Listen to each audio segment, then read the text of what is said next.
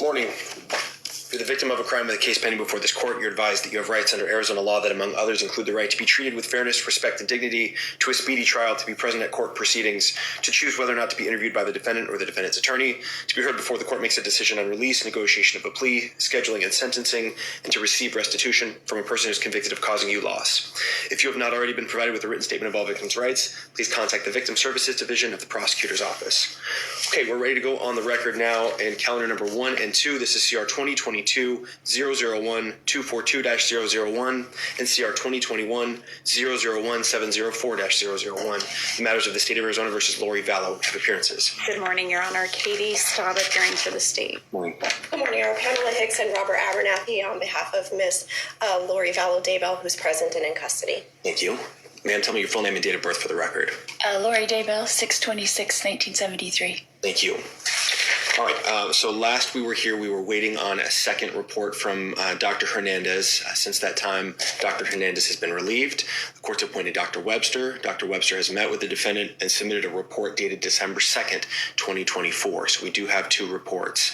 My understanding from the state is that there's some issue, though, with the redactions that were made to that report. Did you want to be heard on that, Ms. Staub? Just briefly, I did send an email to the court and to defense counsel yesterday, just indicating upon review, the state's review of the most recent report, it seems like there were a lot of redactions made, most concerning in the opinion of the doctor. So I just wanted the court to have an opportunity to review that and assess basically whether those redactions were appropriate. Okay. So redaction of Rule 11 reports is dictated by Rule 11.4A2. Redactions are allowed for any statements by the defendant about the charged offense or any other charged or uncharged offense or any summary of such offense.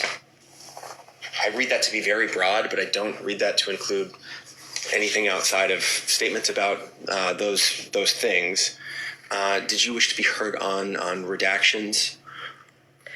No, I'm just looking, and if it's, and I did not bring my laptop, but I have my highlighted copy here, and if it says to Section 4, the opinion as to competency, I had some things that I talked to my team about whether or not they were questionable, but I don't think I redacted, but the court can correct me if I'm wrong. The state provided the court a copy of what they've received, and it does have a redaction here under the 4th section in the clinical formation on page 5 of the report. So it's that last sentence of the first paragraph there. I think that was just because it was relating. It wasn't necessarily a statement, but the comment was relating to Idaho. Okay. And I recognize a lot of the statements and information within Rule 11 proceedings might be concerning. There are certainly protections by law to prevent those from coming in as evidence at trial. And so rest assured that this information is not going to, unless it falls under limited exceptions, it's not going to bleed into any trial stages of the case. But from my reading of what's been redacted, I'm not sure that it falls within that rule. So how do we want to proceed? It's that last sentence, correct? Last sentence of the first paragraph under clinical formation. I'm fine with just reading it. Okay, so we can actually print out that last page and provide it to the state with the defense's permission. That's fine. Or should I just show it to her? And I just want to be clear for the record. Your Honor has reviewed the other redactions and finds them appropriate. That was the clinical formulation was the most concerning part to the state, but because we usually don't see that extensive of redactions, I just wanted to be sure that, and that's fine if the court has made the evaluation that those are appropriate. I just want that to be clear on the record.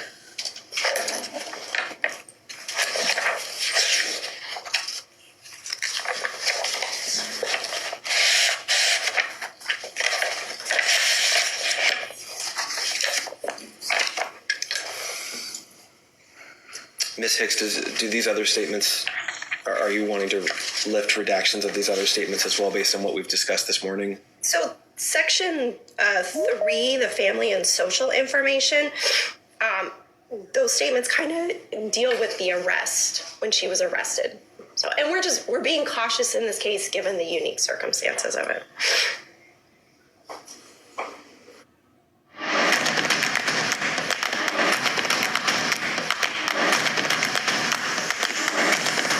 Circumstances of it.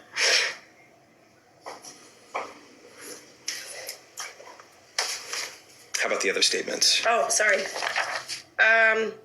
The one in the history, the victimization history, we're standing by that redaction. We wouldn't,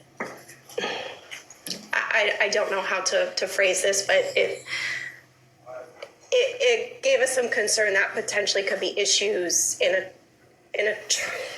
a trial. I'll just leave it at But that. how is it a statement of a charged or uncharged offense under the rule? Again, I'm pretty new to this case. I think if I'm correct as to what happened in Idaho, there may have been, plus can we maybe approach? You may.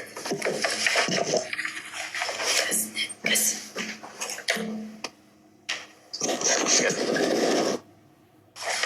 Okay, so to be clear, and we're back on the record, thank you. To be clear then, in terms of what the rule permits for redaction, the court is allowing redaction, as counsel indicated, in terms of some language about an arrest and extradition, but other redactions do not appear to fit underneath Rule 11.4 and so should be lifted so the state has a chance to review that. It's just a few sentences in a brief report, and so I hope that the state can do that and we can proceed this morning to prevent any further delay. Is that something we can do? Yes, Your Honor. Okay. And the state doesn't need to review all the redactions in order to stipulate. I just, for the purposes of the record and so that we have the unredacted copy, if defense counsel can get that to us as soon as possible, we can still proceed today. All right. So with that, are the parties prepared or willing to stipulate to the two mental health expert reports? So I just want to make sure I will provide a copy where we can leave in the redaction on page 2, take out the other redaction, send that to the state, and then move forward. And the last page. Yeah. That's correct. Okay. And as far as stipulated a competency, just so that the record is clear, because again, we had filed to get out of here. We're here because the court placed her placed her in Rule 11 on its own motion. That's why we didn't fill out the form and have that prepared. Right. We do agree that there's 2 competent reports and would like to move forward, and we just as defense don't necessarily want to technically stipulate, but we will if. Does that make sense? Not really, no.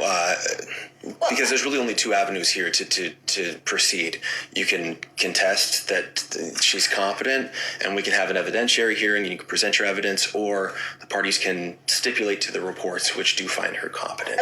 Let me just say this. We are willing to stipulate. It's just we want the record to be clear that we're here on the court's motion and not a defense motion. But we are stipulating a competency so we can move forward. Right. But nothing in filling out a stipulation form would reflect that you're here on your own motion or that you agree with being in Rule 11. So that would be how I would suggest we proceed. Is that something defense is willing to do? All right. We've got stipulation forms in front of you in that basket right there. And so you can fill that out. The state's agreeing to stipulate to the reports. That's correct. Okay. The court is not yet in receipt, but will be in receipt of a stipulation as to the defendant's competency based on the written reports here by Dr. McGady, dated November 7th, 2024. Dr. Webster, dated December 2nd, 2024. Stipulation having been accepted, the reports having been considered, the court finds the defendant understands the proceedings, is able to assist counsel in her defense. The court further finds the defendant competent pursuant to statute. It is ordered affirming prior release conditions, and we'll get you a new date in front of Judge Boreski so you can proceed in your case. Judge Boreski indicated he can get you in tomorrow at the earliest at 8:30 or 9 a.m. Does that work for counsel Yes, Your Honor. Okay, so I'm remanding this matter to Judge Boreski's division. We'll set it as a status conference tomorrow. That's December 6th at 8:30 a.m. Anything further? Oh, yeah. No. Oh, sorry. Your Honor, can we just have a moment to make sure that that works for the victims and next of kin? Absolutely. Yeah, thank you.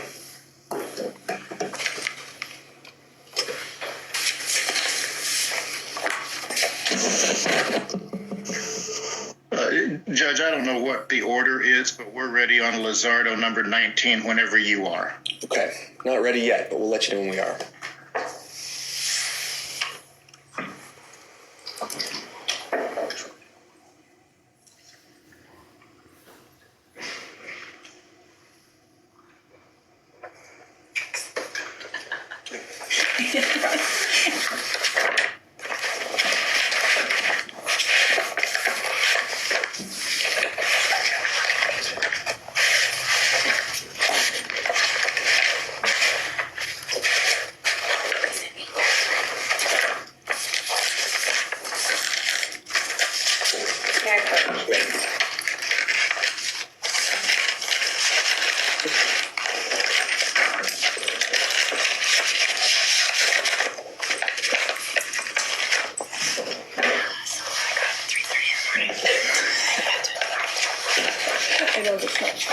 No.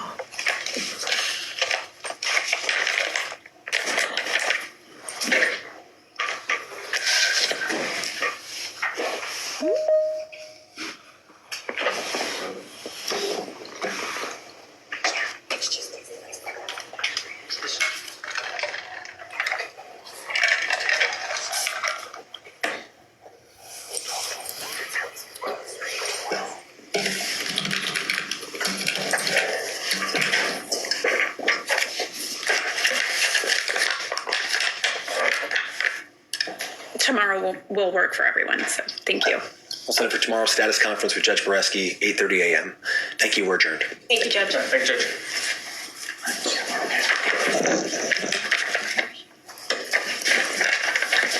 I know you guys are going to send that today.